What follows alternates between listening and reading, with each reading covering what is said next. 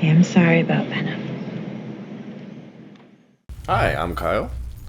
And I'm Trevor, and welcome to Catching Up on Cinema. In this installment, Kyle and I will be catching up on the Sony and Marvel co-production 2018's Venom, starring Tom Hardy and directed by Ruben Fleischer. Kyle, right off the bat, how would you say you felt about this film after you watched it? Well, Trevor, let me answer that by starting off by saying I don't give a fuck about superhero movies. I really couldn't care less. They're entertaining. Some of them are entertaining, but I don't, like, when it comes to Spider-Man or comic book heroes, I don't read the comic books, so therefore I don't really give a shit if they get things right or wrong. I don't care. Mm-hmm. So this movie I found entertaining. I can definitely see where neckbeards and nerds are like, this was awful. This was absolutely terrible. But all in all, like, it was entertaining for me. It's not a good movie, I would say, but I found it entertaining. Yeah, it's kind of funny you mentioned that you're not really a canon snob or a comic devotee. Because in a lot of ways, I think that puts you in a position to enjoy this movie more than most folks out there that do care about, like, following the lore and, like, the behind the scenes details of all these characters and their shared universe and stories. Because this movie does not make too much of an attempt to remain true to a lot of what we know about these characters and the world they inhabit. In fact, it seems to go out of its way to distance itself from what we know. Mm-hmm. And, I try not to be a neckbeard about these things, but, my bullshit detector does go off on occasion when I see things that are, like, blatantly out of sync with I guess, the rules, or the expectations you have for these characters. Mm-hmm. And their capabilities and things along those lines. But, I can't call this a good movie. It was entertaining, but it was amazing to me how right off the bat, like, as soon as the early trailers started to come out for this movie, I immediately, like, pointed to this film and said, "This movie's gonna suck, but Tom Hardy will be very good." And sure enough, that's what I got out of it. Tom Hardy does some pretty amazing stuff in this movie that I was thoroughly entertained by, but the actual plot and the characters and pretty much everything besides his performance quality is just not very good. There's some, I'm guessing, like, I had some problems with the casting in the movie, personally, and I wonder if that might be, because he's probably one of the highest paid actors right now, if I had to guess. Like, he's up there. I'm sure he's up there. I don't know about highest paid, but most people like Tom Hardy. Yeah, he's men and women alike. Everybody likes Tom Hardy. He's very popular, but he also does things that you're like, wait, Tom Hardy? I think he's in Dunkirk. Like, he's not. I don't think he's on that at all. Like, there's no Tom Hardy on that movie. Like, oh yeah, Tom Hardy's in that. And I think he actually prefers that. I noticed, like, some of his most iconic roles, like the ones that have gotten him the most critical acclaim, tend to be supporting roles as opposed to leading man roles. Mm-hmm. Well, I think he steals The Revenant. I think that he's my favorite part of The Revenant. No, I thought he was by far the best part of that movie. Mm-hmm. And of course, Dark Knight Rises. I loved his Bane. He was, mm-hmm. It's iconic. I agree. A very daring performance in a lot of ways. For good or bad, it's iconic. Yeah. But yeah, he seems to thrive in that just slightly off to the side role as opposed to the leading man. Although I did really like Locke. That movie has kind of a mixed reputation because it literally is just him driving on a highway making phone calls via car phone, like Bluetooth. But I enjoyed it. I think he's an outstanding performer in any capacity. Mm-hmm. But why do you say you have issues with the casting, though? So it was. So I guess we can kind of jump into it. So one of the problems I have with the casting is I've noticed that there haven't been a lot of good villains lately in the movies I've been watching. In this movie as well, I didn't like the casting for the villain in this movie. I'm not sure who this actor was. I looked him up. Riz Ahmed. Yeah. I was not buying his. I wasn't buying his performance as a villain. Like they're just, it just wasn't what I was thinking as a Marvel villain. Like he was just, oh, we're gonna develop this technology and turn it into stuff. It wasn't even. I didn't get a clear motivation. Like he was just like, this is cool. We're gonna do something with it. Like, was he trying to weaponize the Venom? You see, I feel like I have some theories about the production of this movie, because I don't know if you noticed this, but when Tom Hardy goes to visit his boss when he's employed as a reporter, they have a couple of office meetings, and I could be wrong, but I swear Tom Hardy's hair and hair color were totally different than in the rest of the movie. It's very possible. And I feel like maybe that scene or those scenes were filmed at a very different time than the rest of the film or something. Very possible. I could be wrong, because it could have just been a different lighting scheme or something. But I swear he just looked different. But the reason I bring that up with Riz Ahmed is that the writing of his character is horribly inconsistent. Because one of the earliest scenes we see of him is him talking with some kids. Yeah, and he's great with the kids. He's great. He's like bright-eyed and bushy-tailed, and he's like bantering with them and having a great time. He seems like a really cool dude. Yeah. But then, like immediately after that, he turns into like a Lex Luthor type, like supervillain guy. Yeah, and I'm not buying it. Like his performance, I just not buying him as that two-faced, like, oh, I'm really good with the kids, and then also I'm evil. I wasn't buying him as evil. He doesn't strike me as like a dual personality type figure. Like, I mean, these days the stereotype of the evil CEO is like borderline like Asperger's or like autistic, where it's like cold, inhuman. Yeah. It would have been kind of funny actually to have him like get pushed into a room with a bunch of kids and just be completely cold and unable to comprehend their stupidity and stuff. But no, like we get this scene where he's really great with the kids, and then after that he speechifies a whole bunch throughout the movie about wanting to go to space, to like mine the resources of space and basically save humanity. But at the same time, he also preaches that humanity is at the brink of extinction because of hubris, and we've taken too much from the environment and we're killing ourselves. So you have this character who at the same time is trying to save humanity, but also has zero faith in them. And so when it comes time for him to merge with the Riot symbiote wants to kill humanity. Yeah. Because the climax of this movie involves this alien symbiote wanting to get back into space so it can basically phone home and say, hey, rally the troops, let's go to Earth and kill everyone. Yeah. So he is essentially aiding in this. So his motivations are mixed. It's like, do you want to save everyone, or do you want to kill everyone? It's kind of like two opposite things. It's kind of like Thanos, though, because Thanos is like, I have to kill some of these people so that, like, he's just population control. I think was Thanos's thing. Yeah, no, we need to, like what, coal the herd a bit. What the fuck? Need to do a slash and burn every once in a while. You need to burn the crops. What is it with Marvel? What is their fucking thing? Like, what do you mean? Like, Thanos is like population control, and this guy's like, we got too many people, we have to start going to other places and mining other shit. Like, the villains are just like, listen, we like people, but they all need to die. Well, in Thanos' case, it was very explicitly stated what his intentions were, and that's what made him a good villain. Yeah. Was that he did... Yeah. I actually got a kick out of Tom Hardy's Bane, in the sense that he had this quirk where he would say the thing he's going to do right before he does it. Mm-hmm. And that's very threatening when it comes to a villain. Yeah. Especially an ambitious villain. And in Thanos' case, it worked very well, because he calls the shot. He does the Babe Ruth, where he's just like, yep, ball's going over there.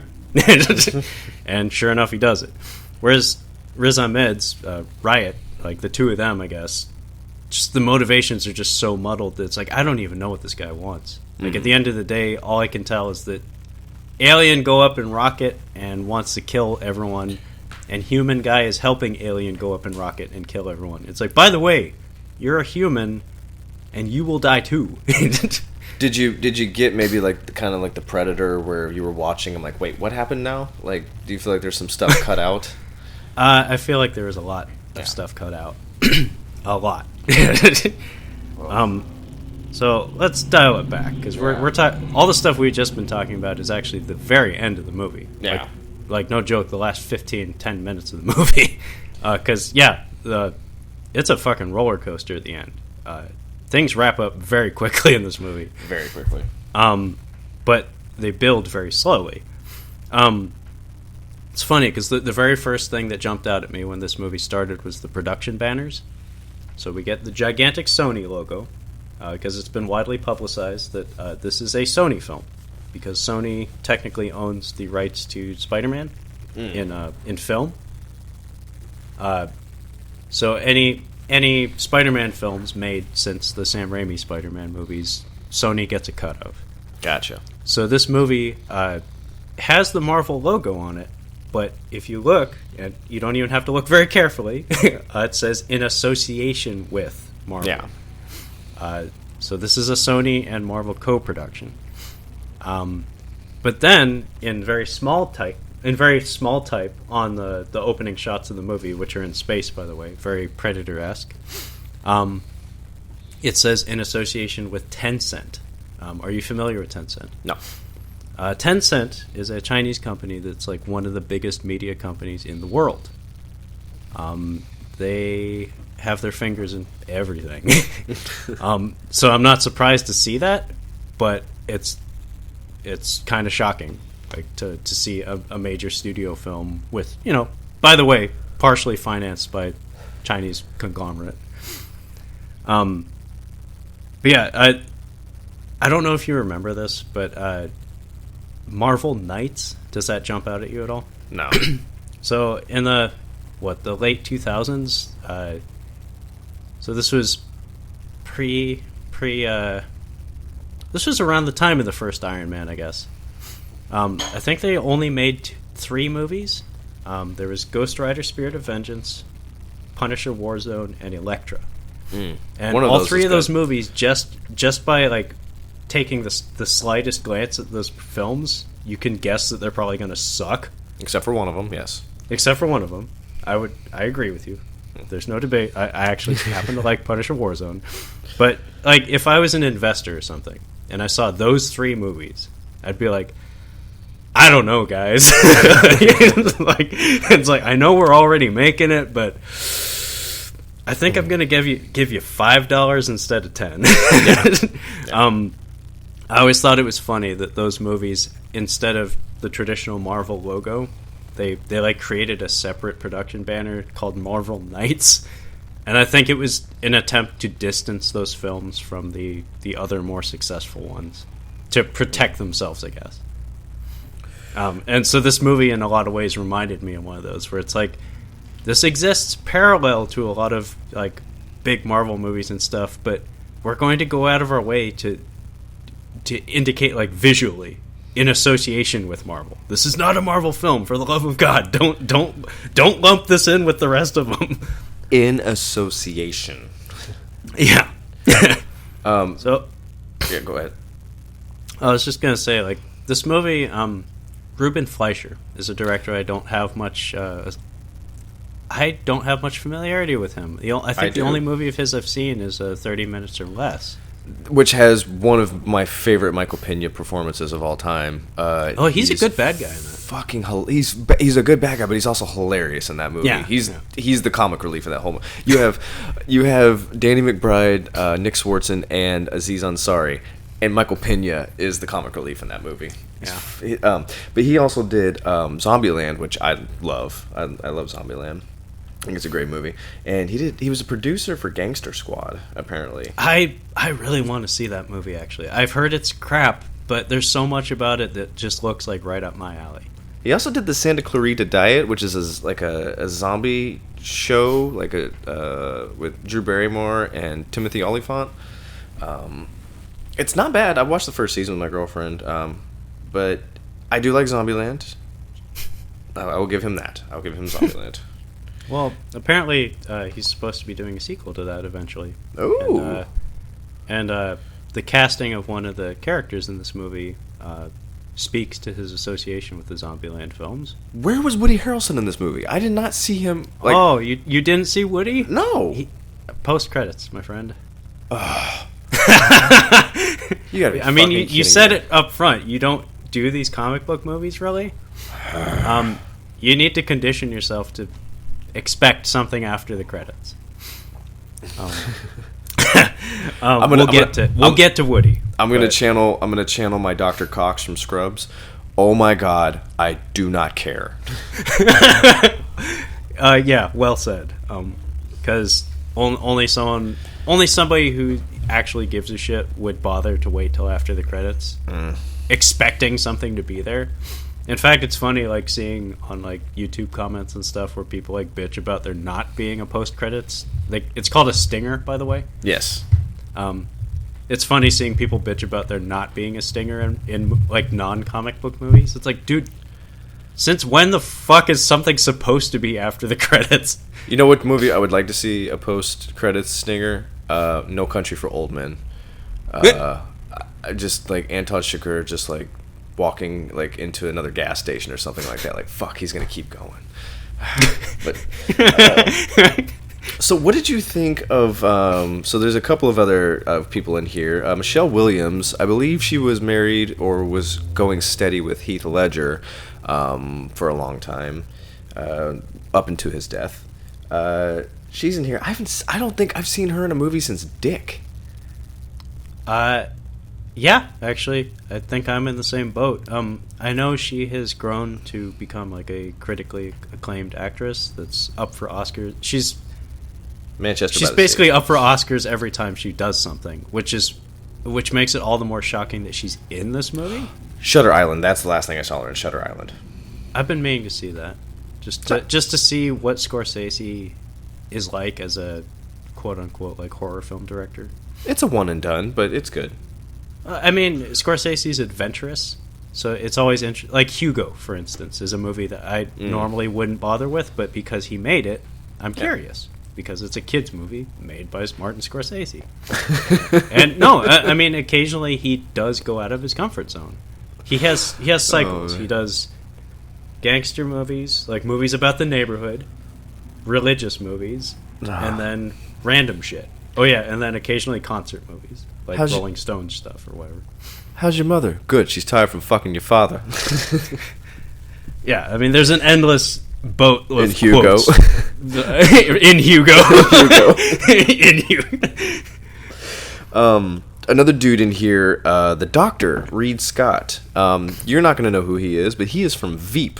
Now, he is playing polar opposite of his character on Veep. His character on Veep is a conniving little shit with a foul mouth and a complete disregard for other people. Like, he is a piece of shit in that show. And he's really good in it, too. He's very funny. But he's the exact opposite in this movie, which I kind of enjoyed. And I liked him in this movie, actually. I liked it pretty well. Yeah, Dr. Dan, I think is his name. Did you? I liked him. It's always a fun character where it's like the new boyfriend, but he's like the coolest guy ever. He's the nicest guy. He's like Pierce Brosnan in Miss Doubtfire. Absolutely. So did you ever? Oh man, it would have been so great to see Venom toss like a lime at him. What's up? Run by fruiting. Shit. Can we bite his head?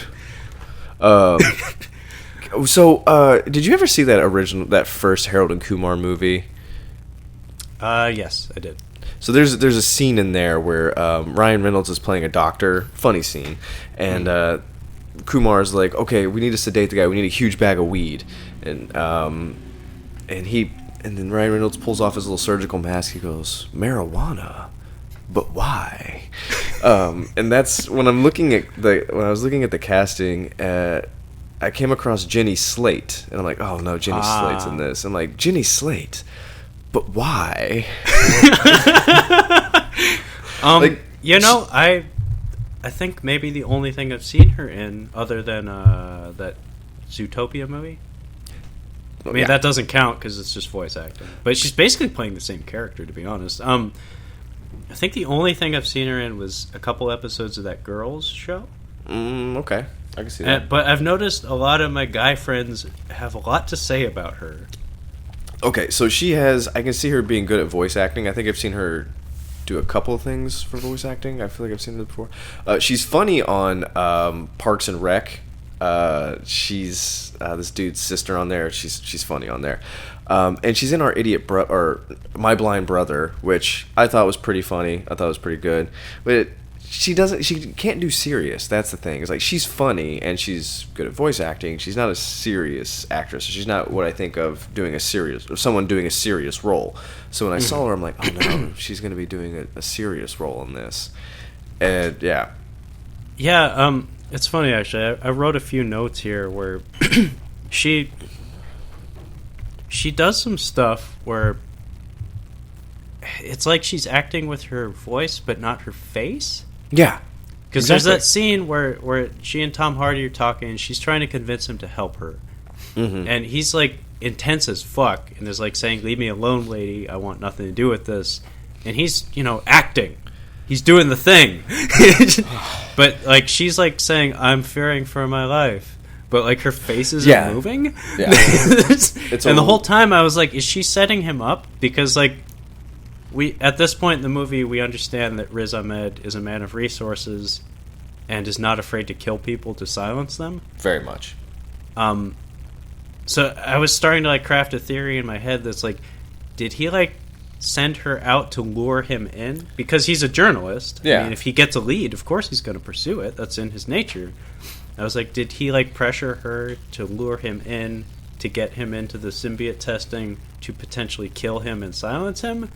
But no, she was being sincere. Yeah. But I think the note I wrote is like, she's just so disingenuous. It's like Olivia Munn. I believe nothing that comes out of your face. It's like Olivia Munn in The Predator. It's the same thing. I'm like, do you know what you're saying? It's like, you say you're a scientist. I don't know that that's true. So it's like, I see you have a coat and thick glasses, but I don't think you're very bright. Do you want to talk about Thomas Hardy? Do you want to talk about him? Sure. So when I was watching this, all I could think of when I was watching it, I was like, oh my god, would you sit the fuck still? Would you stop moving? Because every time he's on screen, and I think it's just the character that he's playing, but even when he's doing like his Vice stuff, because he's a Vice reporter, that's what I considered him. Like, absolutely. No, even the cinematography of his show is very much borrowed from that. He's like moving his hands, and like he's just always doing stuff with his hands. His head's never really sitting still. I'm like, would you stop moving? But then there's a specific scene or sequence where he has to keep moving, which is fine. But it was before that, and I was like, would he just stop? Stop it now. It was giving me anxiety, really. But he's kind of a piece of shit. Like, but I think in the comic books, isn't Eddie Brock kind of supposed to be like a shitty reporter? Okay, well, time for backstory. There we go. So Eddie Brock in the comics, I mean, there have been multiple interpretations, obviously, but he's supposed to be kind of a down-and-out type fella. He's not an excellent reporter, he's just a reporter, as opposed to like Peter Parker, who's generally regarded as a very good photographer. So he's not supposed to be amazing at what he does. I don't know that I've seen many instances where he's portrayed as just an out-and-out piece of shit. The character that Michelle Williams plays, Anne Wei-Ing, in the comics, I believe she was actually his ex-wife. So ex-wife meaning it didn't work out. Yeah. So I guess you could, infer that maybe that means he's a little rough around the edges, at least in how he relates to her, how he relates to the people closest to him. But yeah, I don't really think of him as being portrayed as an out-and-out just shit person. But he is always supposed to... The major difference between this interpretation of the character and the other ones is that the character's name is Venom. Mm-hmm. Venom meaning, a word that's a synonym for, like, vitriol. Or yeah. like... he's supposed to have a chip on his shoulder. A chip on his shoulder in the shape of Spider-Man. Yeah. Who doesn't exist in this film universe. So this whole premise, this whole story has a Spider-Man shaped hole in it. And it makes for some strange characterization because it puts all the pressure on him to be the asshole that mucks everything up. Mm-hmm. And there's even a part in this movie where I got really confused, where early on in the movie, what gets his arc rolling is that he uses his fiance's laptop to read some confidential files for a court case that she's about to work on for the company, for the Life Foundation, for Riz Ahmed's company. So he looks at these confidential protected documents on his fiance's computer. He uses that information to try to confront Riz Ahmed. The news network or whatever that Eddie Brock works for, catches wind of this, so they fire him because apparently Riz Ahmed's company owns that news network. Jeez. So he gets fired. It's discovered that how he obtained that information. So she gets fired, his fiance. And she dumps him. Yeah, she drops the ring on the street. Deservedly. Yeah, absolutely. And it's spelled out to him that this is all you're doing. In fact, later on, he and Michelle Williams have a reunion, which is actually kind of a fun scene. That's where we meet Dr. Dan. Yeah. And she tells him, "You did this, not Riz Ahmed, not You Carlton did this. Drake. You."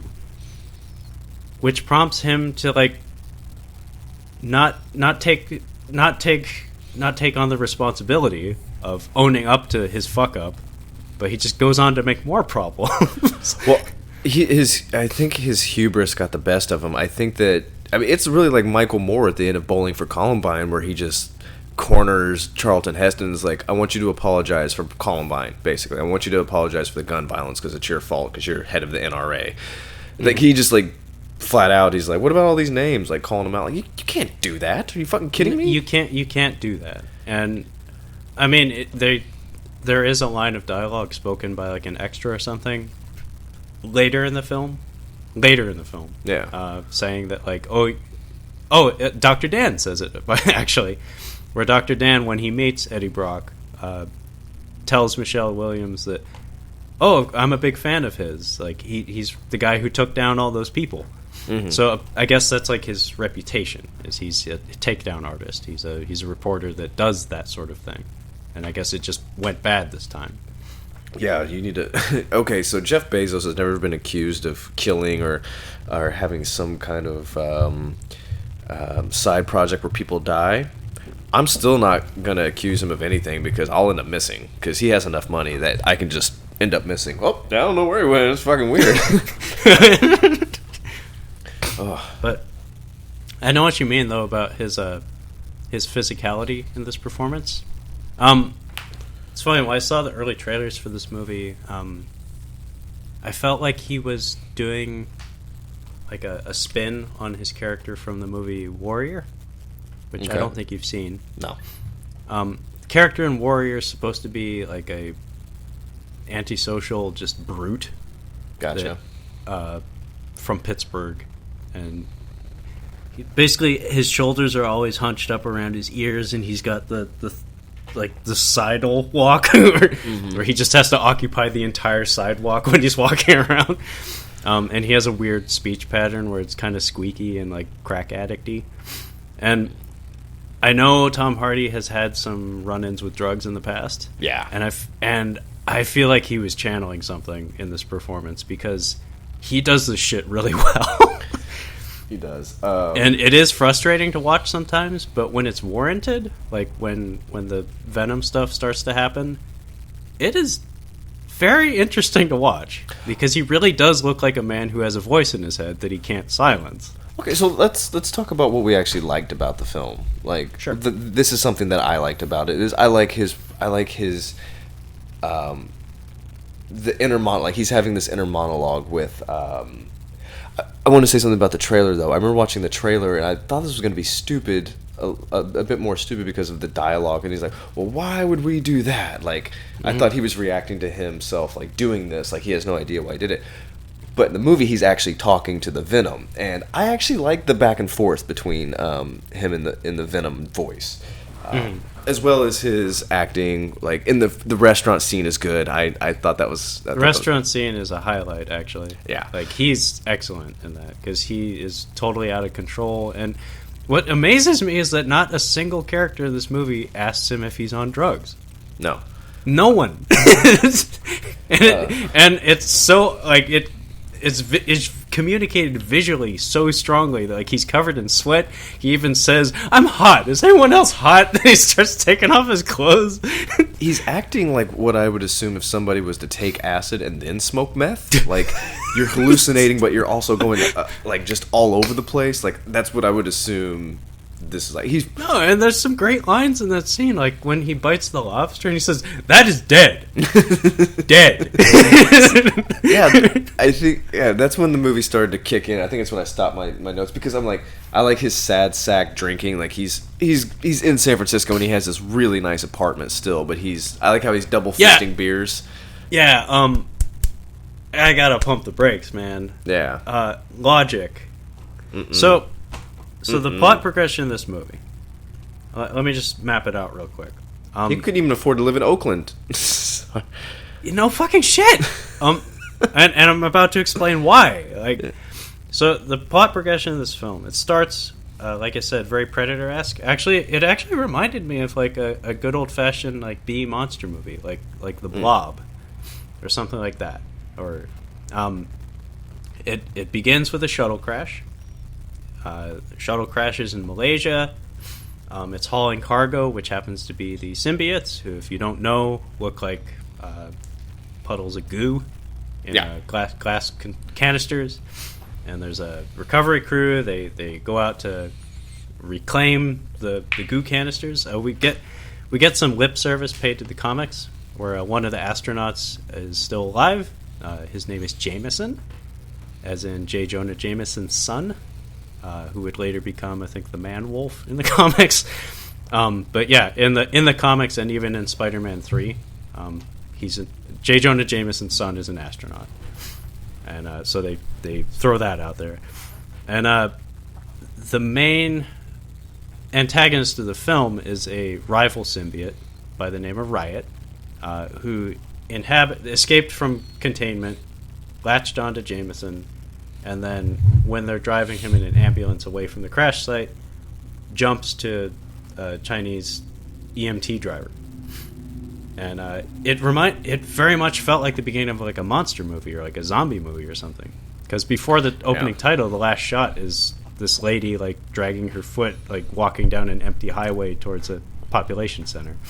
And so throughout the movie, well, we cut back to this Riot symbiote body hopping from one person to another, trying to get to the Life Foundation headquarters in San Francisco, where Eddie and Riz Ahmed and our main cast are. The main thing that throws a monkey wrench into the logic of this film is that after the symbiotes are recovered and brought to the Life Foundation, so Riz Ahmed's headquarters, we get a 6 months later. Yeah. 6 months later. So basically, the day Eddie Brock gets himself fired, his fiancée fired, that's the same day that the symbiotes arrive at the Life Foundation. We cut to 6 months later. He's still unemployed. Mm-hmm. Living in a nice apartment in San Francisco. No. What the fuck? No. I can tell you from living in Capitol Hill in a studio apartment, that's expensive in Seattle. Yeah. If he had my studio in San Francisco, he still wouldn't be able to afford it with no job. He might have saved up some money, but I'm gonna go ahead and actually say he didn't, because they were living in a, like, whatever the brownstone equivalent is in San Francisco, like on the hill up, like nice apartment. Like, those are crazy expensive. Crazy expensive. But yeah, so he was unemployed for 6 months. And what's even funnier, though, is that we cut back to the Riot symbiote, And the last time we see it before the 6 months is that it hops from the EMT driver after she kills some people in China or Malaysia.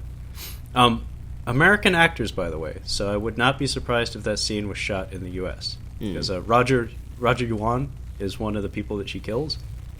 He's a Chinese actor that gets cast in a lot of martial arts roles in American films. He was in The Dark Knight.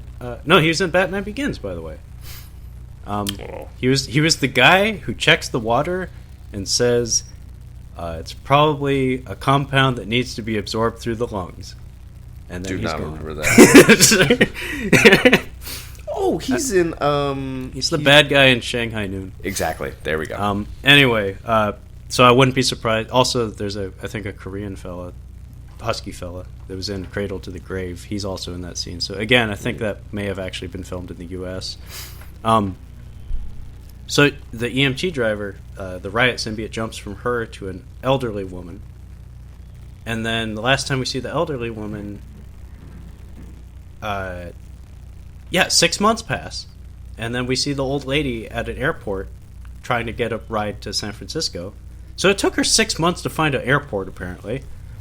And also, the symbiote is still in the old lady. Yeah. It's like, why wouldn't it be hopping around more? Well, at this point, if it's this is 6 months later. Yeah. It's gonna look like Vincent D'Onofrio in Men in Black at this point, because it would just be eating dead stuff. Well, yeah. According to the logic of the film, the symbiotes require it's like an organ transplant, is what Jenny Slate says. So they require a particular host in order to function properly. Yeah. And we see many examples of this where they try to latch on. They try to put a symbiote on a person and they die almost immediately. In some cases, sometimes after a few days. And even in Eddie Brock's case, he's starting to have organ failure after being with Venom, who he's supposed to be a perfect pair with. So yeah, this lady should have been like Vincent D'Onofrio. She should have been like Edgar. So there's a couple of the fight scenes. That security guard, he was annoying. I'm glad he got the shit knocked out of him. But there's a couple. What was that movie that you had me watch? We were gonna possibly do Upgrade. Upgrade. There's a few Upgrade moments where he's just moving out of the way, whoop, doing this, and that guy actually looks like Tom Hardy too. Yeah, Logan Marshall Green. I had Kyle watch Upgrade in the hopes of maybe doing an episode on it, but we both kind of agreed that I don't know if we have enough to say about this. But part of the reason why I wanted to watch it when we watched it was because Venom hadn't come out yet, and I was seeing some similarities between the two. Yeah. So yes, for those of you out there listening, we have seen Upgrade. We know there are similarities. We don't need to be reminded about that. Yes, we know that. So yeah. So what did you like about this movie, if anything? Not much. There were many things that I was prepared to like, but I just couldn't give it to it. The special effects were mostly disappointing for me. I was actually disappointed. It's actually Tom Hardy's voice that is the Venom voice. Mm-hmm. Keith David. Just you could have just done Keith David kind of growling a little bit.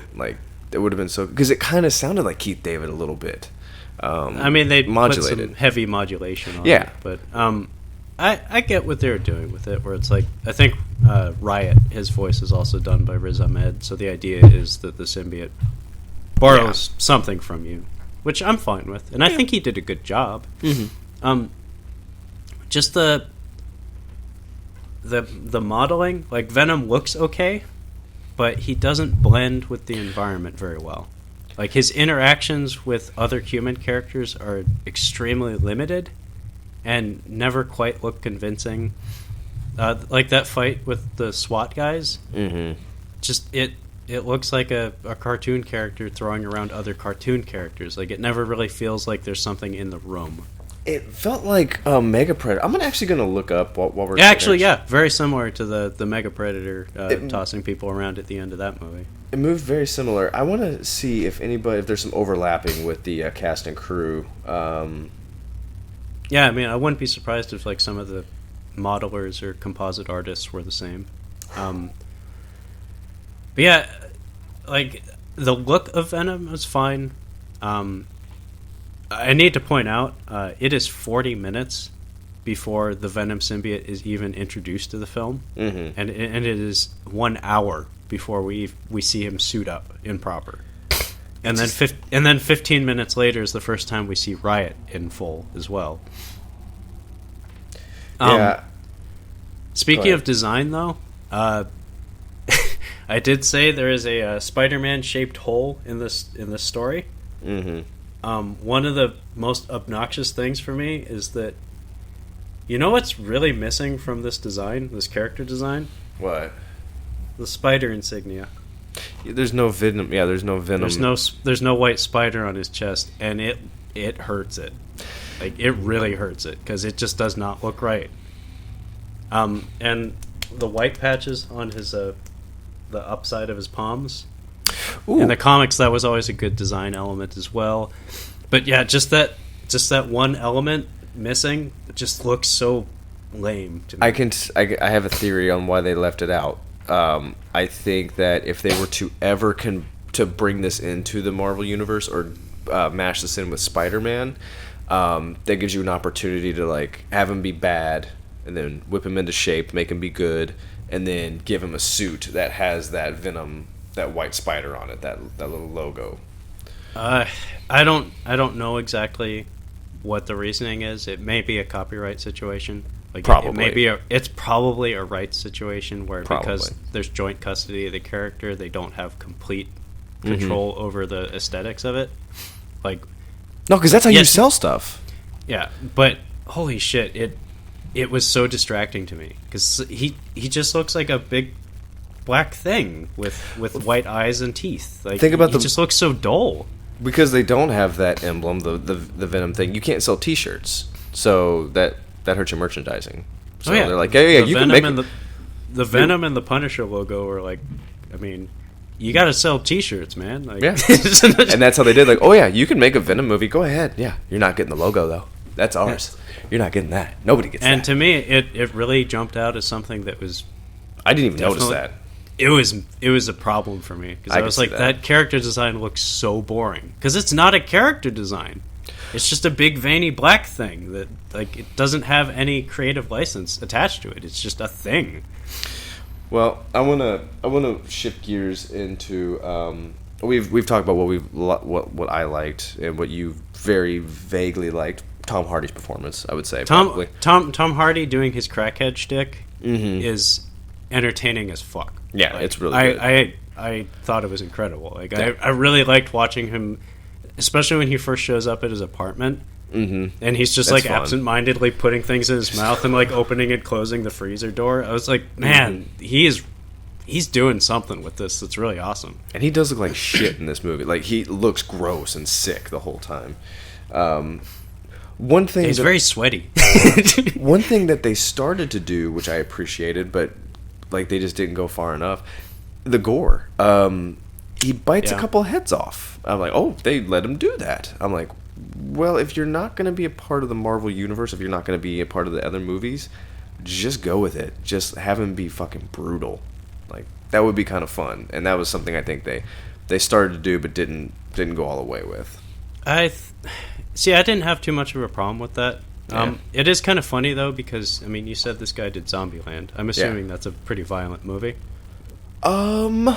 It well, it's violent, but it's dark comedy violent. There's a scene where somebody gets shot in the chest, and it's really funny. But it's just blood, just like a lot of fake blood. It's not super gory or anything. Okay. Well, because the opening of this movie and certain scenes later on, like when Isaac, the guy from the street that they bring in as a human test to try to put a symbiote on him. Yes. The scene where they try to do that and they know full well that it's probably not going to work and he's probably going to die. In like an R-rated movie, that could have been very horrifying. Yeah. And it is actually, like, for a kid, that scene was pretty intense. But that and like the opening with like the shuttle crash and like the body hopping alien felt like a monster movie, and it felt like, you know, there could have been a version of this movie that was very gory and very explicit with the violence and the gore and stuff. I didn't have too much of a problem with it in this, especially since Tom Hardy, the way he plays Eddie Brock is that he doesn't really want to indulge in the violence. It's mostly brought on by the Venom symbiote taking hold of him and just doing it on his behalf. He's doing like John Connor, like you just can't go around killing people. Yeah, the whole time he's kind of resistant to the idea of it. Man, that motorcycle chase was really lousy. Yeah. The green screen is so bad. I like the pacing when she gets him into the building. Like I like that sequence was pretty good. That was pretty good. I like that. But yeah, that motorcycle chase is really ugly to look at. I think I even wrote like drones. We're fucking doing drones. Like, I know. really? It's so not only drones, but drones that their objective is to crash into you and explode. Who the fuck designs a drone to do that? It's a drone commercial. I'm assuming Sony has some kind of drone.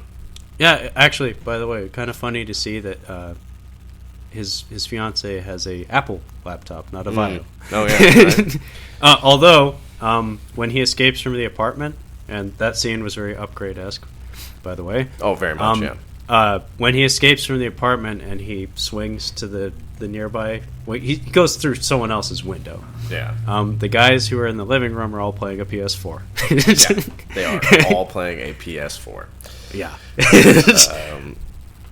But yeah, that motorcycle chase. I don't know if you noticed this, but the colored lighting and the light blooms in this movie got a little out of control for me. It's a very blue movie, and it was really starting to bug me towards the end, especially because there's that scene where we get Lady Venom. Where, yeah, they're in the woods hot. and it is just completely washed with blue. Yeah, she's pretty hot, Lady Venom. Yeah, Lady Venom worked for me. Yeah, Lady Venom apparently was in the comics. I think it was just like a brief thing. It wasn't a recurring character or anything like that.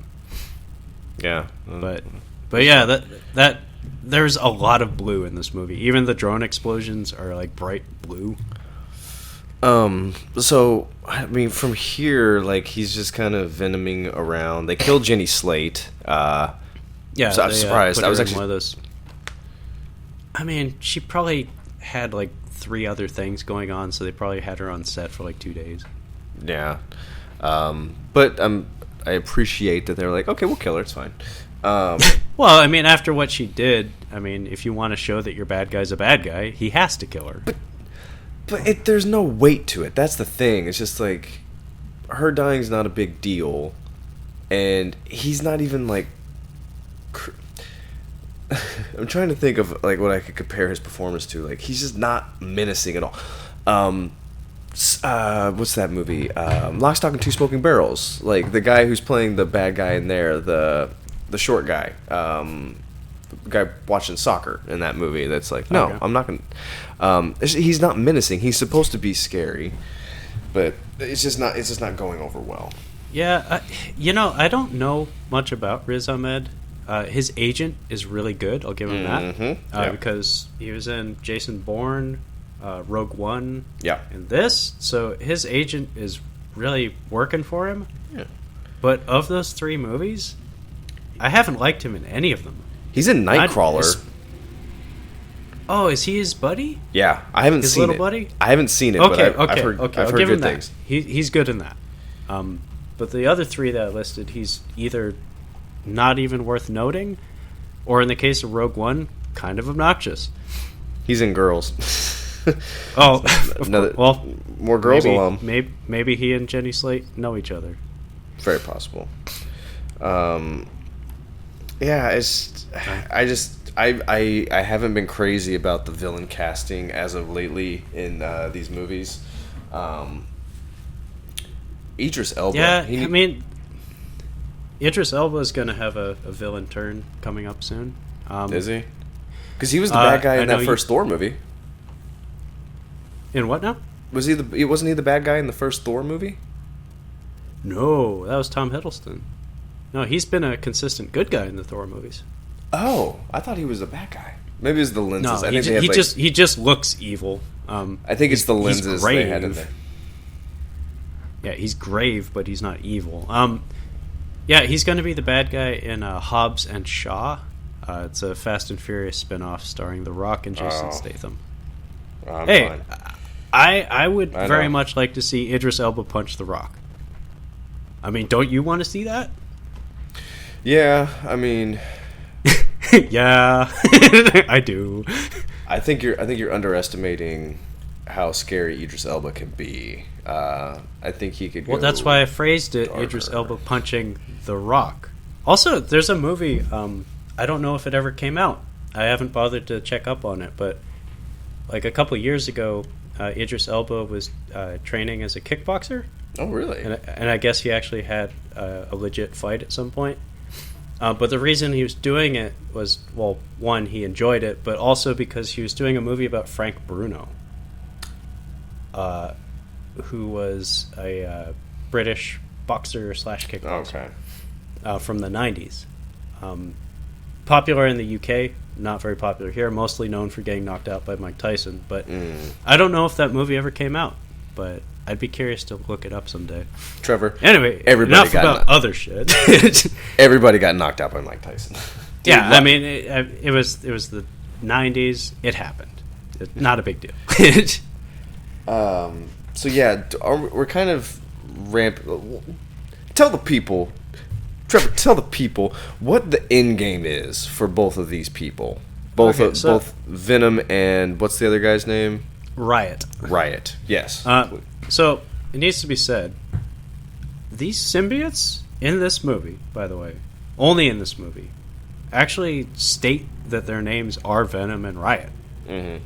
These are not nicknames. Venom is talking face-to-face with Tom Hardy and says, "Hi, Eddie, my name is Venom." Yeah. It's like, that's weird. Yeah. I didn't realize you guys spoke English in symbiote world.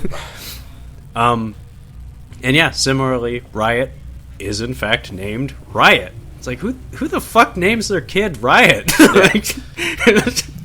Anyway, we haven't done a very good job explaining the plot of this movie, but the movie doesn't do a very good job either. Yeah, so I had mentioned that there's a symbiote from the crash site that's been trying to make its way back to the Life Foundation headquarters. And the reason it wants to do this is apparently it wants to go back up into space. So it needs a shuttle, and the Life Foundation has a shuttle. So it, meaning Riot, wants to go into space so it can go back to the planet of the symbiotes and herald their return. So he wants to bring a legion of symbiotes to invade Earth, basically. I don't exactly know how that works, being as their compatibility with humans isn't a guaranteed thing. And not only that, like they can't survive without a host. It's like us trying to go to Mars. Like, yeah, we want to go up there because we can breathe better. But wait, you can't breathe at all on Mars. I mean, we can breathe for like 2 minutes. There's just some guy in the back that just keeps putting his finger up, going. It's like, it's like, yeah, no. And by the time someone even thinks about pointing at him, they've already launched the rocket. But yeah, Riot wants to get on a shuttle, and so the end of his journey has him inhabiting a little girl. Yes, let's get to that real quick. Which makes no fucking sense because, one, little girl with alien inside it at an airport. Her parents would be freaking the fuck out. Yeah. So this little girl, little blonde girl, gets hijacked in Malaysia on a plane to San Francisco. This little girl is seen walking on her own into a taxi cab in San Francisco. Again, child with parents. How the fuck did she escape? Didn't taxis should be like payphones at this point? Who's still using taxis? Apparently San Francisco. Jesus. They don't have Uber or Lyft or public transportation like bus, light rail, Amtrak, anything? Okay. Well, yeah, my point is, this is a child, unattended, that just came from an airport. I don't think the likelihood of them being able to slip by unnoticed would be very high. Even the cab driver would probably be like, where's mom and dad? Do you know how many times I've had my phone up and ready to go when I see, like, if I see, like, a kid running around, I'm like, I don't see an adult. Like, I'm going to call the cops. Like, I think this kid might have gotten away. 2 times I've been about to do that, and, like, oh, they were just way further down the sidewalk. I'm like, okay. So, I find... An unattended child in a big city is very likely to be noticed, especially a little blonde girl with, like, a bow in her hair and shit. Yeah, and the other thing that's just as unbelievable, how Riot gets a hold of what's his I want the character's name in the movie. Carlton Drake. How he gets a hold of Carlton Drake. How the fuck? he's walking around, no security guards, no assistant. He's just like, it's nighttime. He's not going to be there at night. Unless he's in, like, the room with everybody at the computers, like, have you find it now? Have you found it yet? No. Like, enemy of the state, basically, where he's just like, we have to find Tom Hardy and we have to find the goo.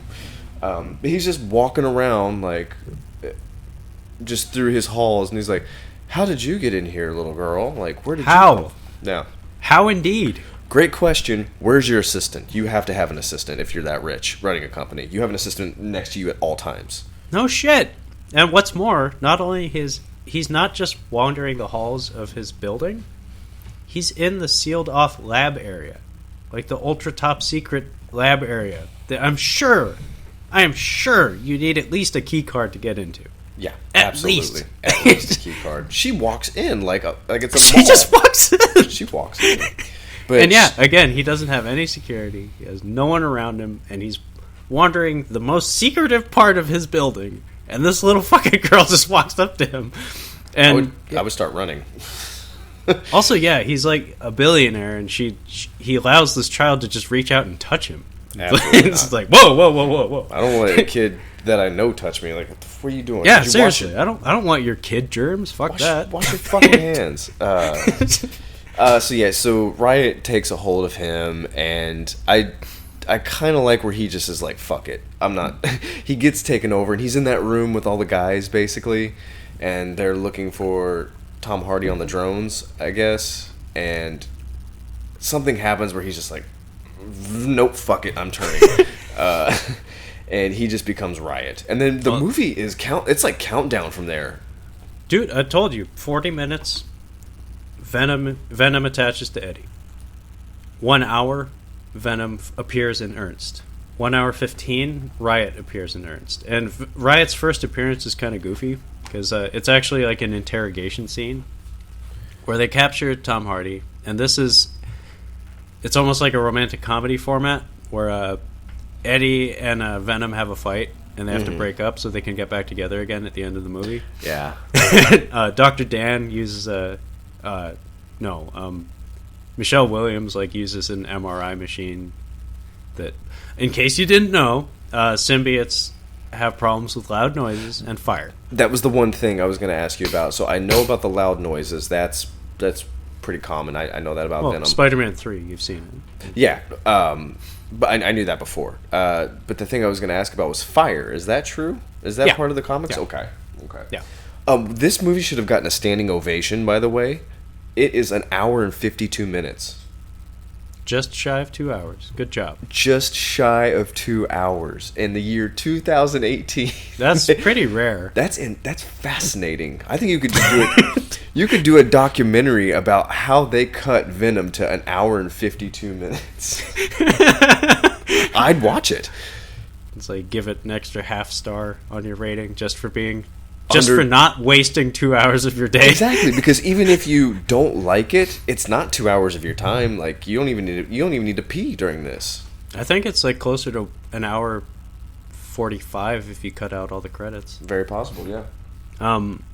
But yeah, there's this part where they detach the Venom symbiote from Eddie because they're having a fight, like I said, and it latches onto a Pomeranian. So Eddie is without Venom when he's captured by Carlton Drake, and it's never really explicitly stated why Riot needs Venom or wants Venom. I think it's kind of like the Predator. You've got a dude who's okay. So that was the thing. I wanted to get into the motivations. Like you said, they want to come inhabit this earth or some shit like that. And Venom legit has just been hanging out with Eddie. And he's like, we have to stop him. He's like, why? He's like, well, I'm in love with you, basically, is what he tells. He says, I kind of like it here. And it's like, why? It's like, because I like you. Yeah. So it's like the Predator, where, spoiler alert, the Predator is trying to stop this mass, like, extermination that the Predators are going to come do to humans. Same thing here. He's just like, I don't want him to do it, and I don't want to do it either, so we got to stop him. Yeah, but Riot wouldn't know that. Oh, no, so he just thinks that Venom's insubordinate, and he just wants it back. So is it like jungle law, where it's like, he's on the run, so I have to smash him? Pretty much, yeah. Oh, okay, I'll go with that. I'll go with that. I mean, that's the sure. best I can they do. seem like a pretty barbaric society, sure. That's the best I don't have a do. problem with that. But yeah, so when Riz Ahmed is interrogating Eddie, he's Riot through him is demanding that he manifest Venom. Show me Venom. It's like, I don't have him. He's like, I don't know. And then we get a brief moment where Riz Ahmed shouts at him, and Riot comes out in full and just says, like, give me Venom! Yeah. And it's just for like 2 seconds. It's like, you went all demon face on me for a second. He says that Riot has a lot more bells and whistles. Like, he's got more gadgets and ways to hurt you. They're kind of like T-1000s. They can, like, he can turn his hand into a sword. I think they can do probably, like, hammer fist. They also have a bit of a Groot going on where they can just turn their arm into... That was tacky. I know. Because there's really no reason why Venom shouldn't be able to do that too. But if the characters already look too similar when they're wrestling. Yeah. It's kind of like Transformers disease, where the character designs are too similar and they have too many moving parts, where the CGI starts to turn into just a blob of color. You can't really tell you can't make out the fine details because there's too many of them. Mm-hmm. I think it was just a way to differentiate the two. But yeah, Riot has blade arms and shit, and like you said, so now we're getting to the climax, I guess. Yeah. Where, this is after Lady Venom. So the way Lady Venom comes about is Venom latches onto a Pomeranian, and then we get a goofy scene where Michelle Williams sees the Pomeranian, and it gives her like a bit of demon face, and she just has this like look on her face, and then we cut away, and then she shows up later to save Eddie, and she's wearing the Venom symbiote. So it's like, hold the phone, lady. You just let that thing invade your body, and you're okay with it. And by the way, Isaac didn't even last like 5 seconds with a symbiote. He died. There's a very high likelihood that could have happened to you too. Yeah, they're about to Maximus him in the woods, basically. Oh, no joke. Like that's kind of the vibe I got. Like that's what's gonna happen next. You know who was gonna? I just remembered Tony Curran from Underworld, and he's in Blade 2. He's the one that gets his head sliced in Blade 2. The Irish guy with the red hair. Yeah. He's the one that's gonna do the warriors, the soldier's death to Maximus in that movie. No shit. Yeah, right. That hadn't occurred to me. It's just he has a very recognizable face for me. Like, I'm like, oh, that's him. But yeah, so they have their, like, she passes off the Venom to him. Again, super sexy Venom lady. He leaves, and now they have to stop Riot from doing what? I don't understand what was happening in this. So this is what you had referenced earlier. By the way, the Life Foundation control room, those desks, cheapest fucking set I've ever seen. Pretty bad. In fact, I'm gonna check the budget on this movie. Spared no expense, except yes, for desks. You did. Except for the desks. Mr. Hammond, you might want to invest in some better desks for your employees, because holy shit. Yeah, what was the budget? It was $100 million. That's it?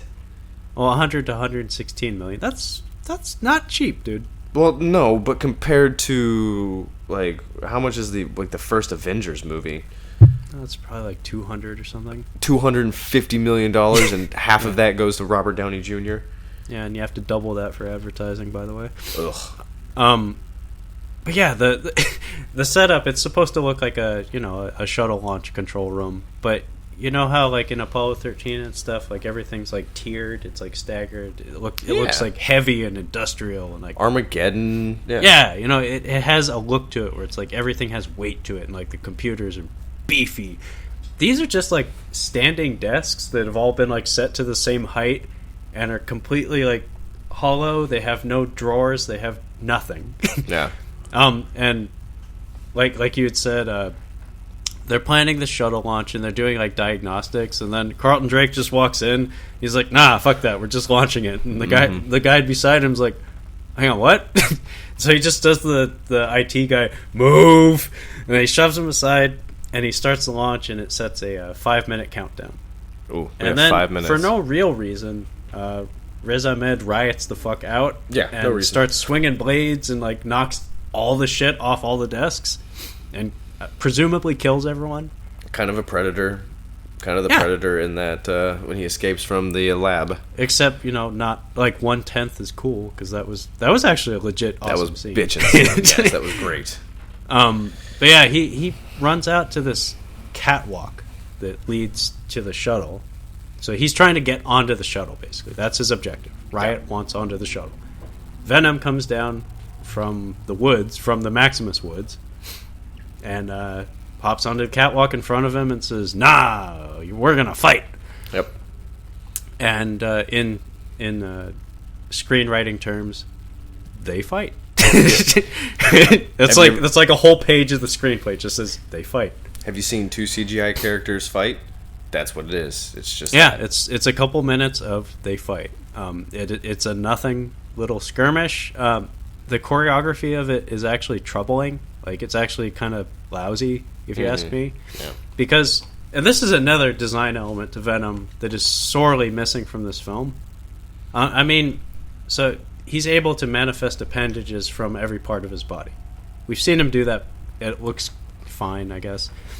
One thing that Venom does in the comics and in most interpretations of the character is he inherited the web shooters from Spider-Man. He has webbing. He swings. He creates webs. It's kind of intrinsic to the character. He does not have any webbing in this movie.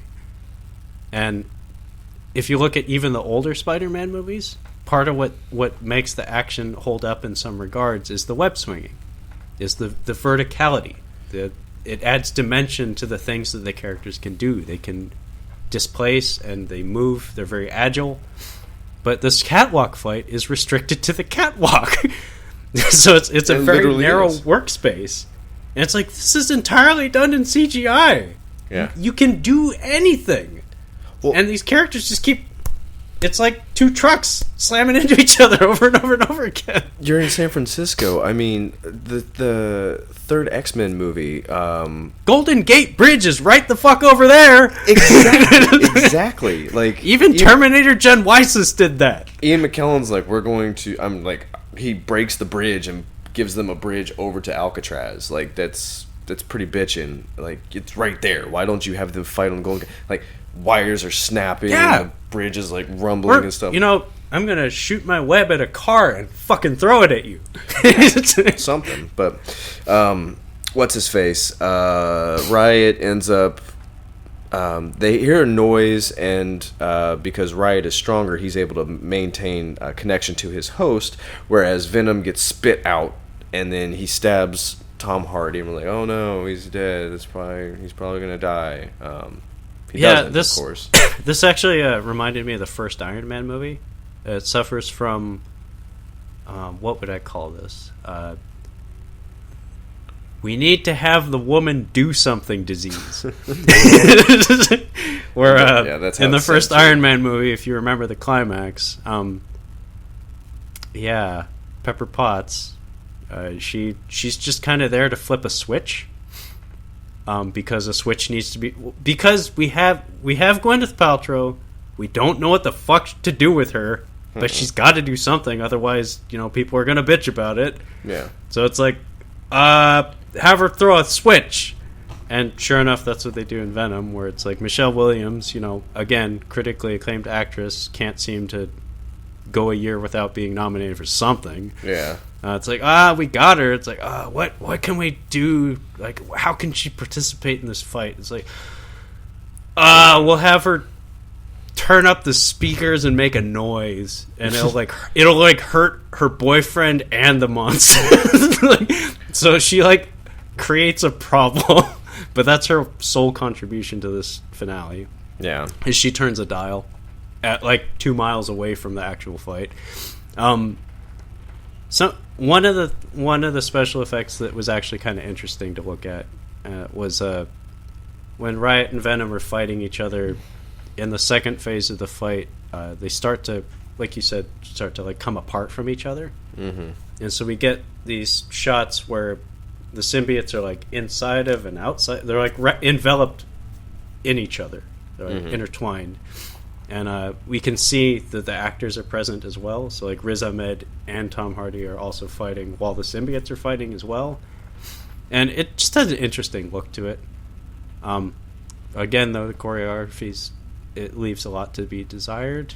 But yeah, like you said, it all ends with Tom Hardy getting impaled by a riot. What's it? Yeah. And then Venom comes up through a grate, and because Venom is the I win button, instantly heals him. And then Riot gets onto the shuttle, and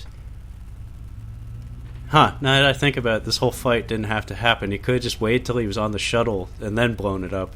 Because he uses the same object that was put through his chest to cut the fuel stores of the shuttle, and it bursts into flames and explodes. He dies. He gets a little burnt. Venom gets a little burnt. Venom makes himself into a parachute to try to save Eddie, who falls into the water, and it's implied in that scene. It's implied that Venom burns and dies. Yeah. Cut to, there was a little subplot, not subplot, I guess a little bit. He has this convenience store lady that he talks to where he's getting his meals and his beer, I'm assuming. He gets everything there. From that little bodega. Yeah, he's just buying stuff from there, and he has a back and forth with the lady that works there. It's cute. But yeah, she was fun. I liked her. When he's there the first time, she gets it's not robbed. It's more like a shakedown, like when mafia guys go into a place. Except he has to pull out a gun. The mafia guys don't have to pull out a gun. You see this guy, he doesn't want you to have the money. He wants to come back there and break your legs. They don't need the gun. But this guy, he just comes in, he's like, give me the money. Don't make me pull out the gun. I'm going to pull out the gun. Give me the money. And then she kind of he leaves, and then Tom Hardy just kind of hides while this is happening, and then he comes up, and she's kind of shames him a little bit, why didn't you help me? Why didn't you do something? I didn't interpret it as that. I actually really liked the line that she said to him. What did she say to him? Down. She says, they just give each other a look, because, he knows that, if I was a stronger person, I would have done something, and I feel sorry for you, blah, blah, blah. They give each other a look, and she just says to him, life hurts, Eddie. It just does. I thought she said... I liked that line. I thought she said, that hurts, Eddie. I thought she was saying, that hurts. I thought that's what she was like, why didn't you do something? By the way, there's a line that gets repeated at least 3 times in this film. It's, have a nice life. So when Eddie is fired... when Carlton Drake says goodbye to Eddie after the botched interview, he says, have a nice life. When Michelle Williams dumps him in the beginning of the movie, have a nice life. When Venom kills Riot, have a nice life. Screenwriting! So it seems like at the end, Tom Hardy has a job maybe, but he's back in... Maybe not, he's back in the bodega getting... No, he has a job. He has a debriefing with Michelle Williams on her stoop. It's implied that... She's still with Dr. Dan, by the way. But they talk, they're buddy-buddy. He apparently has an interview lined up, which is the scene that you missed. It's the post-credits. I missed so, during the film, by the way, the way he gets his job back is before the SWAT fight that we mentioned. The reason the SWAT fight happens is because he goes back to his old office, and he leaves his cell phone on his boss's desk. The cell phone contains photos of Carlton Drake's facility, like the test subjects. Oh, yeah. So forgot about that.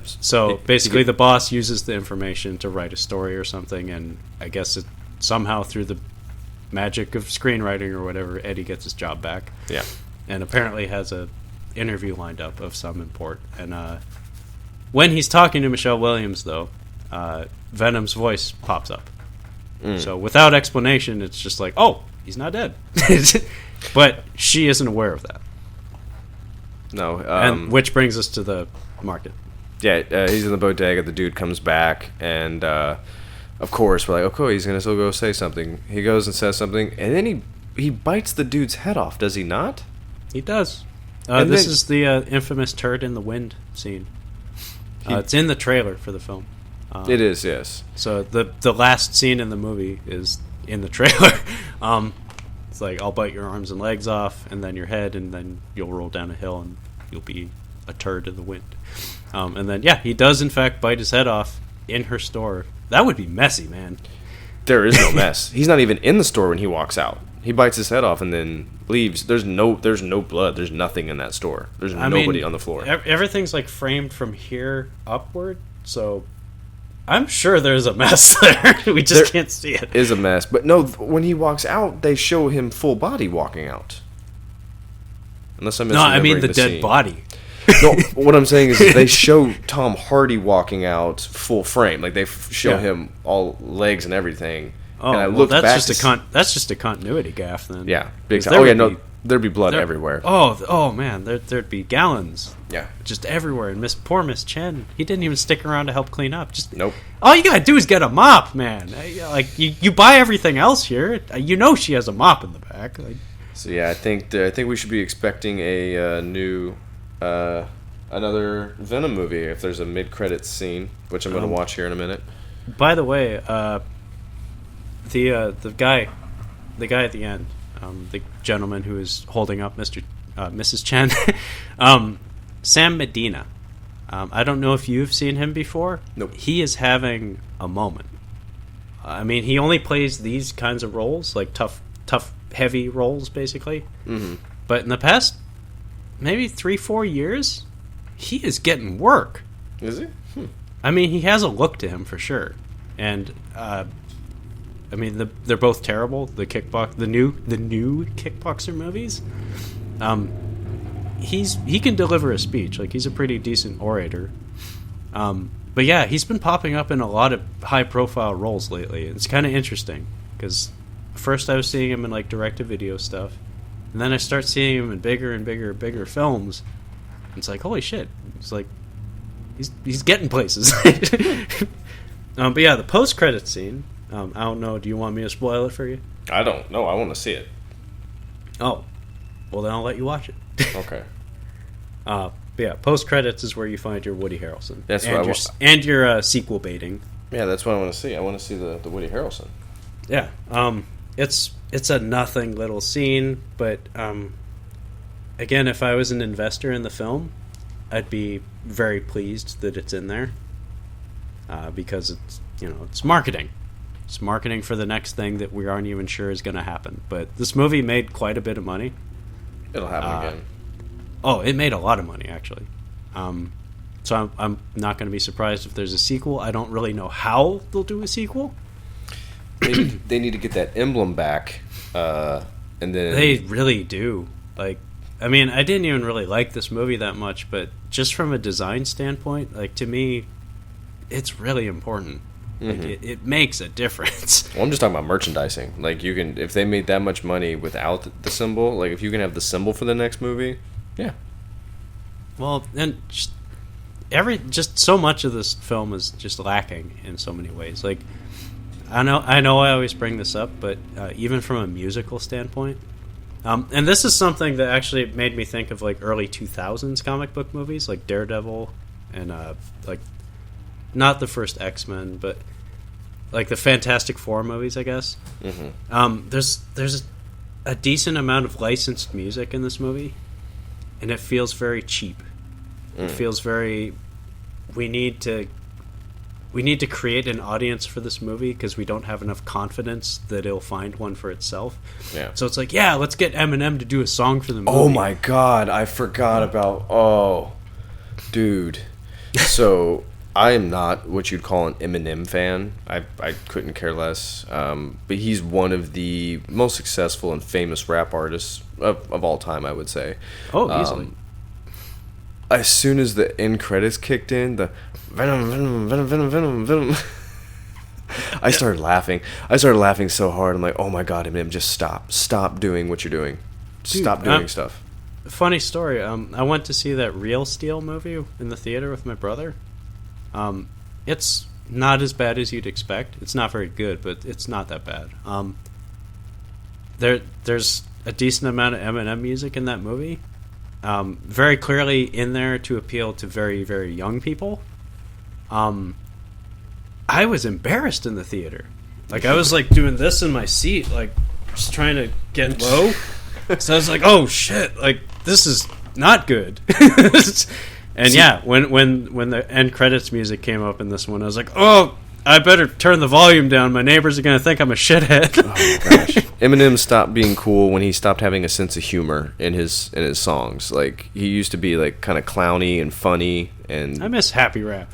yeah, exactly. And then he just got way too serious after 8 Mile came out. I think that's what did it. After 8 Mile came out, he got super serious, and now he's like really aggressive. Like, what happened to clown? What happened to the clown Eminem? He was fun. He used to say stupid things, but it was really well put together. He lost his smile. Oh my gosh! But yeah, the presence of licensed music in a fictional universe movie always feels wrong to me. Like, because never for a moment do I believe that the Avengers inhabit the same Earth that I do. Mm. And sure enough, you don't hear like too much licensed music except for like Guardians of the Galaxy. John Favreau, like Iron Man movies with like AC/DC. Ugh. And yeah, the Guardians of the Galaxy movies. But it's a part of the story, though. That's a part of the story. Yeah. So, to me, whenever you hear licensed music just like arbitrarily thrown into like a montage or something, it feels cheap as fuck. Because I get what you're doing. You're trying to save money. You're trying to do cross promotion, and it's no surprise, being as Sony is a music label. And in fact, the composer of this film is Ludwig Göransson, who's he works on a lot of hip hop tracks. He composes the music, so he works with a lot of big labels. So you've heard his music without knowing it probably many times. He's also the composer of the Creed movies and Black Panther, all of which have excellent scores. This movie, I can't remember a single goddamn melody. That's actually, we were talking about Blade 2. That's my only criticism with that movie, is some of the music in there. I like the music in the first one because it's like 90s techno dance music, and that's what makes those scenes fun, where he's fighting, because they have that like that techno music over it. But they don't really do that in Blade 2. Instead, they throw in like little hip hop verses here and there, gearing up. It's never during the fight scenes. It's always just the gearing up scenes where they have it. And I'm like, I don't need it. It's fine. Like, just keep it lyricless dance, 90s dance music. That's what makes those the first Blade movie good. That Confusion song, the Blood Rave music. Yeah, classic fucking you shit. Want it. It's great. Those are great movies. Fucking awesome. Just so much of this movie felt kind of half-assed to me. Yeah. Music wasn't that great. Special effects weren't that great. Scripting, like the screenwriting, was full of holes. Felt like a lot was just like gutted from it. Maybe in an effort to keep it under 2 hours. Well, I found this movie entertaining, and I'll be honest. Like, of the Marvel comic book movies I've seen, they're good for a one and done for me. Like, I'll watch them. They're generally entertaining. Like, I had some good laughs at that Avengers movie. It was entertaining for the most part. But they're not rewatchable. And this is one of those, like, it was fine the first time. It was entertaining. There's problems with it, but I'm not going to watch it again. But, like, Guardians of the Galaxy and Deadpool, like, I'll watch either one of those 4 movies again. I own the 2 Deadpool movies. But yeah, this is one of those, like, it was fine. watching through the first time, it was okay. I had some fun with Tom Hardy's character. I think it was fine. I was very happy with Tom Hardy's performance. Unfortunately, divorced from Venom. Like, see, a movie like this, like the suiting up thing, like the suiting up sequence is supposed to be where you go, yeah, like where you pop, you know? Yeah. It's like Hulk Hogan coming down the ramp.